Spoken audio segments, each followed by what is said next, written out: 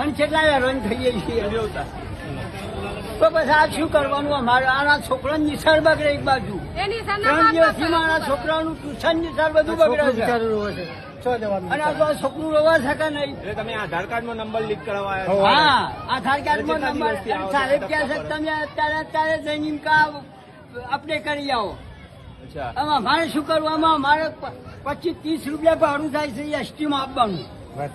આમાં અમે કેટલા હેરાન થઈએ છીએ.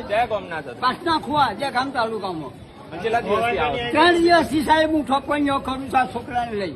આ ભાઈ યલથી આવી છે. આ છોકરું